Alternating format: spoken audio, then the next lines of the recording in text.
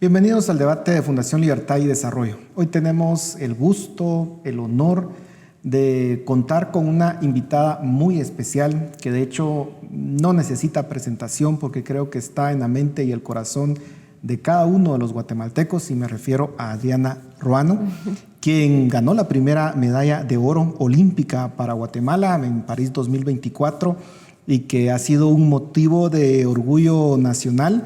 Y muchísimas gracias, Adriana, por darnos este espacio, este tiempo. Estamos muy agradecidos y bienvenida a este programa.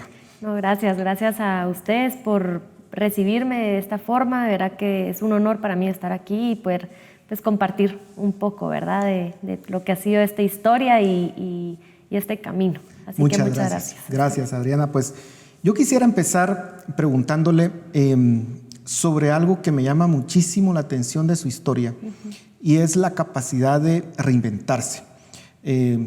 Hasta donde entiendo, usted practicaba primero ballet, luego gimnasia, y debido a una lesión, usted tiene que dar un giro completo a su carrera como deportista. Cuéntenos un poco sobre esa experiencia y qué significó el reinventarse, porque creo que nos habla muchísimo de su resiliencia, pero de un ejemplo muy importante para todos los guatemaltecos. Sí, bueno, yo me inicié en el deporte hace más de 25 años, a la edad de 3 años y medio, más o menos, que pues mis papás deciden que yo empiece a practicar deporte de una manera, pues por juego, en donde yo aprendiera los valores, que aprendiera sobre la disciplina, pues aprender a socializar también, ¿verdad?, con más compañeros. Y pues ese era el objetivo inicial de todo esto. Sin embargo, pues el ballet lo fui intercalando con la gimnasia artística, y a los 4 años tal vez de estarlo practicando fue donde pues ya me llaman para ser parte de la Selección Nacional de Gimnasia.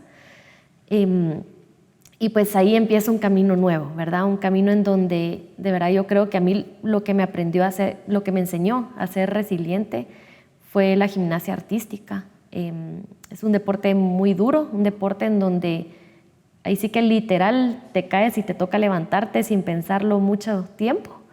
Y pues creo que aprenderlo de una manera tan tangible se grabó para el resto de mi vida. Y pues nada, el sueño siempre fue pues llegar a unos Juegos Olímpicos como gimnasta. Luché, trabajé, me caí, me levanté 1000 veces para hacer realidad este sueño, pero bueno, ya un diagnóstico médico fue lo que me limitó a continuar con este deporte. Y pues hablando un poco de la resiliencia, creo que también es algo que le debo mucho a mis papás, ¿verdad? Yo creo que parte de ser resiliente es el tener apoyo de la familia, de la gente más cercana, porque yo creo que sin ellos quizá yo no me hubiera encaminado en el nuevo deporte que es el tiro. Y pues yo creo que es parte de, ¿verdad? Creo que parte de querer luchar por algo grande, algo que en un inicio lo vemos como imposible, como es primero asistir a unos Juegos Olímpicos y después buscar ser medallista olímpico. La resiliencia es clave, ¿verdad? Y pues no solo en el deporte, en los negocios, en cualquier ámbito que la persona se quiera desarrollar, ¿verdad? Y entiendo que el plan era ir a Londres 2012. Así es. No se logra. ¿Y cómo descubre este nuevo deporte? Sí, es como un dato muy curioso en mi historia, porque como le comentaba previo, normalmente los tiradores vienen de familias de tiradores, que si el papá, el abuelo, el bisabuelo practicaron este deporte antes. Y pues en mi caso, se imagina, yo nunca había visto un arma. Y bueno, fue la recuperación de la columna me llevó casi un año en donde pues me tocó hacer natación como parte de mi fisioterapia. Me tocó estar con un corsé todo el día por casi un año. Y poco a poco me fui dando cuenta que regresar a la gimnasia ya no iba a ser una opción, ¿verdad? Y yo creo que también el médico me fue llevando paso a paso para que lo fuera aceptando poco a poco la situación. Y bueno, mi inicio ya en el 4º bachillerato, la verdad es que para mí fue muy complicado regresar a tener una vida, entre comillas, normal, ¿verdad? De asistir al colegio y bueno, después me sobraban las horas del día. Y fue cuando pues consultamos al médico qué otras opciones deportivas me permite realizar, y pues entre ellas estaba el tiro.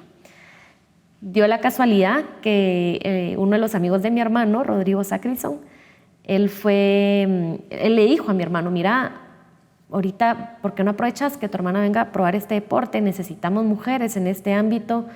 Es un deporte donde su columna no lleva mayor riesgo, y que lo venga a probar. Y bueno, fue mi hermano quien me llevó a mi primer entrenamiento con Rodri, y pues fue Rodri quien me prestó su escopeta para a ver si me animaba, ¿verdad?, a este nuevo deporte. ¿Y cómo pasar de, digamos, me imagino, la frustración, el dolor, que significó decir, bueno, ya no es este el camino, sino es este otro, y pensar, bueno, voy a llegar a unos Juegos Olímpicos con este deporte? ¿Cómo se da ese proceso? Sí, fue un proceso largo. La verdad es que creo que muchos tienen en mente que yo me pasé al tiro pensando de una vez en ir a unos Juegos Olímpicos. Realmente no fue así. Fue un proceso que me tomó casi 4 años.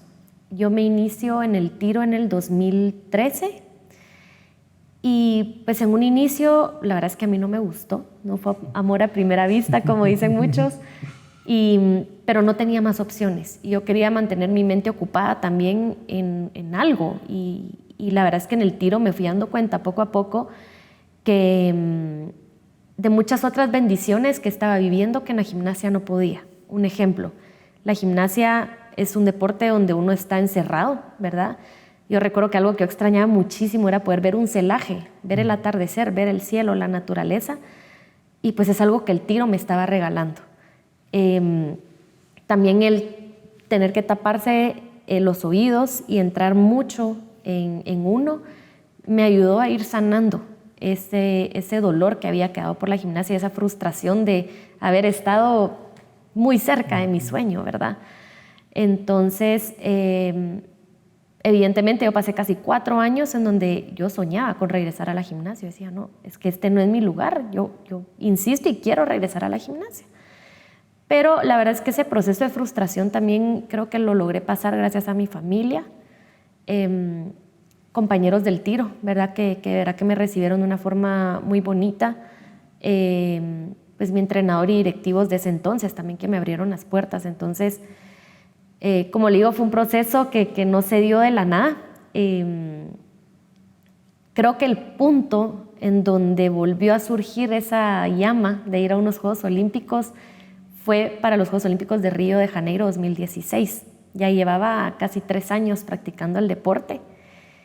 Y recuerdo que una compañera fue la que me dijo, mira, hay opción de hacer voluntariado en los Juegos Olímpicos 2016. ¿Por qué no aplicas?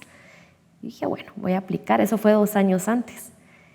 Y sin tener mayor conocimiento aún del deporte, no conocía a los atletas internacionales, pero igual apliqué. Casualmente me ponen en tiro, y en esa edición de los Juegos Olímpicos asistió Kiki y Herbert Broll, mis compañeros actuales de tiro. Entonces, básicamente yo pude vivir de cerca el espíritu olímpico. Y ahí, ese fue el momento en donde dije, puedo trasladar mi sueño de la gimnasia a este nuevo deporte. Y pues empecé a quitarme todas esas excusas que yo traía por 3, 4 años de no vengo de una familia de tiro, empecé ya grande en este deporte, quiero estar en la gimnasia, ¿verdad? A quitar todo eso y empezar a ver qué ventajas y qué cosas positivas ya tenía para empezar a hacer realidad ese sueño. ¿Qué se necesita para lograr esa medalla de oro y cómo sobrepasar ciertas limitaciones mentales que de pronto tenemos como guatemaltecos de decir es imposible ganar en un juego olímpico? ¿Qué mente, no sé, fría? ¿Cómo controlar los nervios? ¿Cómo superar lo que me imagino que puede representar esa presión? Mire, para mí ha sido una mezcla entre ser resiliente, tener mucha tenacidad, y algo que para mí ha sido clave también es llegar a la prueba, llegar al examen preparado, sabiendo que lo di todo, que di todo lo que estaba en mis manos. Digamos, me ha pasado, ¿verdad?, que han habido competencias en donde yo sé que quizá en el proceso no di el 100%. Y pues eso ya empieza a causarme dudas, a causarme miedo, y eso es lo peor para el tiro. Y yo creo que para todos, ¿verdad? Es como alguien que va a hacer un examen en la universidad, sabe que no se preparó, va a entrar con miedo. Es exactamente lo mismo. Entonces, para mí es eso. Muchas veces creo que, no quiero decir guatemaltecos, quiero englobarlo un poco más como latinoamericanos, nos ponemos las excusas de las limitaciones que tenemos aquí en nuestros países. Claramente, pues se vuelve un poco más difícil quizá. Lo que yo le comentaba previamente de aquí en Guatemala tenemos una cancha, a nivel internacional tienen como un parque de diversiones, ¿verdad? Pueden elegir a la cancha que quieran ir, pero bueno, esta es mi realidad, qué opciones tengo y qué mía extra puedo dar. Entonces, creo que eso es lo que a mí me ha ayudado a estar segura de que lo imposible, entre comillas, se puede lograr, ¿verdad? Y pues ya como tal, estando en la prueba, en el examen, pues simplemente era para mí clave disfrutar, tener fe. Para mí la fe es muy importante también. Y no inventar nada, ¿verdad? Ya no ponerse a inventar lo que no se trabajó, ¿para qué inventarlo a última hora? Entonces, eso creo que ha sido clave para mí, ¿verdad? Hacer lo que me toca hacer. Si puedo dar la mía extra, darla y llegar a la prueba fundamental con fe, con seguridad de que hice todo lo que está en mis manos, ¿verdad? Y sobre todo disfrutar también. Adriana, a veces las personas ven esta victoria, pero también no están conscientes de los sacrificios que eso implica. Sí. ¿Cuáles son esos sacrificios que le ha tocado que hacer, verdad? Sí. Porque obviamente no es fácil. Bueno, creo que en mi caso, quizá de pequeña me dolía un poco más y lo veía como un sacrificio como tal. Vamos a empezar por cosas básicas, ¿verdad? Que a todos los atletas nos toca, como el no poder ir a cumpleaños de amigos, el no poder asistir a eventos familiares. Quizá eso era lo que más me dolía de pequeña, ¿verdad? Porque incluso me pasaba, siempre cuento esta anécdota, que habían familiares que ni siquiera se sabían mi nombre, ¿verdad? Y siempre era como tu hija la gimnasta, le decían a mis papás, ¿verdad? Entonces creo que eso es como lo que yo veía como sacrificio de pequeña, el sacrificio de tener que levantarme temprano para ir a entrenar, después llegar tarde al colegio, a la hora de refacción, en vez de ir a jugar, me tocaba ponerme al día las clases que había faltado en la mañana, salía antes del colegio, de ahí la segunda jornada de 4 a 8 de la noche, regresar a casa, y en vez de ponerme a ver caricaturas o tele, mi mamá re linda, pues ya me tenía la cena preparada, y mientras cenaba hacía tareas, dormirme a las 11, 12 de la noche, al día siguiente nuevamente, ¿verdad? Entonces creo que eso es como el sacrificio que le toca hacer a todo atleta, pero como le digo, le toca y nos toca a todos parejo. Ahora ya de grande creo que, digamos, en la época universitaria, ¿verdad? Es donde a veces cuesta un poco. Empieza uno con eso, bueno, ¿continúo por mi lado profesional o continúo con el deporte? ¿Verdad? Creo que esas decisiones que le toca tomar a uno en ese momento. Y pues yo creo que como sacrificios también, más que todo el tiempo para uno, para poderse dedicar a cosas personales, ¿verdad? Poder dedicar tiempo a la familia, poder dedicar tiempo a los amigos. A veces toca sacrificar otros sueños para continuar con estos sueños, ¿verdad? Entonces, creo que es parte de los sacrificios también de muchas veces querer alzar la voz para muchas cosas, pero saber que a veces le toca a uno continuar, ¿verdad? Y decir, bueno, no, aceptarlo, seguir caminando, seguir luchando, seguir perseverando. Creo que eso es lo que muchas veces uno ve como sacrificio, ¿verdad? Usted ya nos hablaba del papel que juega la fe, digamos, en su vida. Háblenos un poco sobre su filosofía de vida, los principios, los valores que la guían y que la han guiado y que sin duda alguna, me imagino, han sido parte fundamental de su éxito. Así es.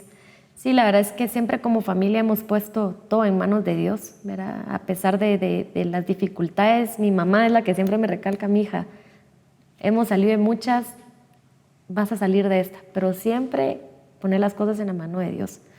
Como familia somos católicos, yo me crecí en un colegio católico también y creo que hemos evidenciado la mano de Dios desde que yo estaba en la gimnasia. El tema de la lesión para mí fue lo que me abrió los ojos, porque yo nunca sentí dolor, un dolor que dijera, Adriana ya no puede seguir, ¿verdad? Sino que fue un dolor muy leve, por lo cual me tuvieron que hacer exámenes y bueno, cuando ya vimos las radiografías y todo fue, o sea, el riesgo que conllevaba continuar en la gimnasia era casi de un 50% de quedar en silla de ruedas. Entonces, para mí eso fue el primer milagro que pude ver en mi vida.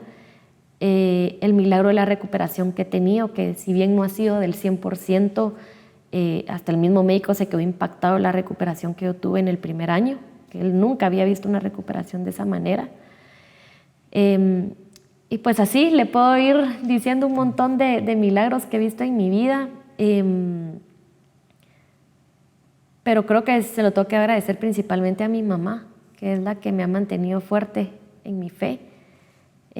Por supuesto han habido momentos en donde uno cuestiona, ¿verdad? Y quizá me pasaba más de joven, ¿verdad? El por qué a mí, por qué yo, llega uno a veces hasta a pelear con Dios, ¿verdad? Pero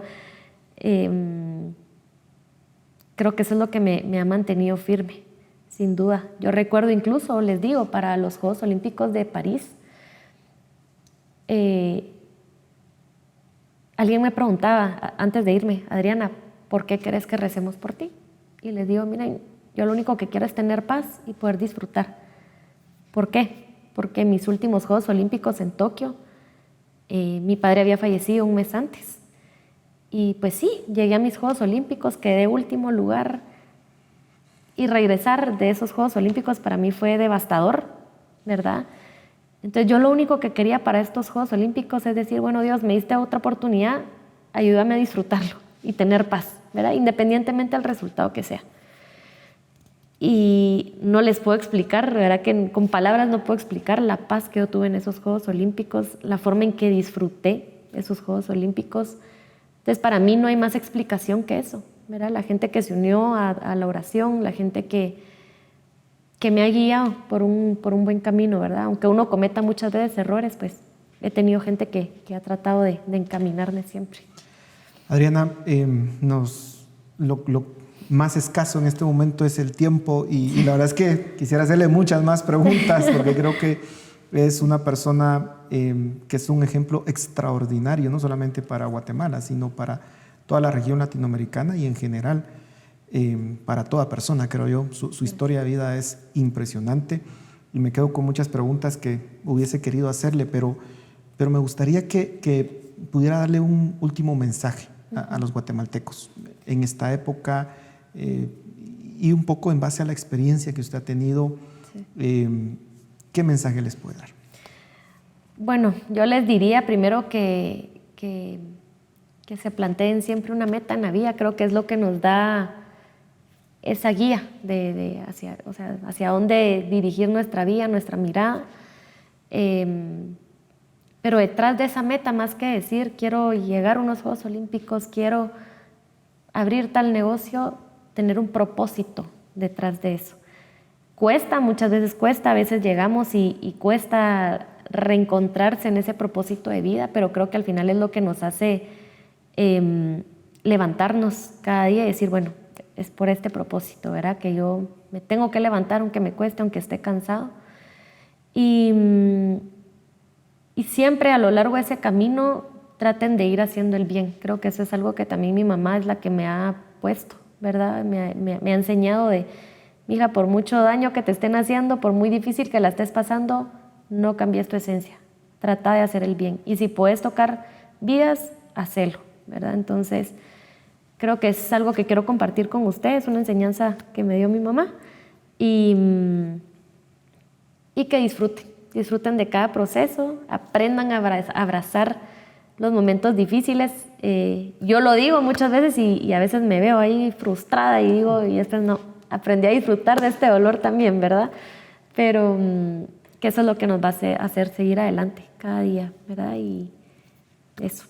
Pues con su vida ha impactado millones de vidas y muchísimas gracias de verdad por ser ese ejemplo, por poner el nombre de Guatemala en alto, por hacernos sentir orgullosos como guatemaltecos de los éxitos que usted ha cosechado y de ser ese ejemplo para nuevas generaciones, pero también para los que ya estamos un poco más grandes. Así que muchísimas gracias por su tiempo. A ustedes, muchísimas gracias de verdad por... Y esperamos tenerla nuevamente en este lugar pronto. Primero Dios, y va a ser un gusto, de verdad. Muchas gracias. Muchas gracias. Y a ustedes, muchísimas gracias por acompañarnos. Les deseamos una muy feliz Navidad, que la puedan pasar al lado de sus familias, de sus seres queridos, y desde ya un próspero año 2026. Muchas gracias y nos vemos el próximo año.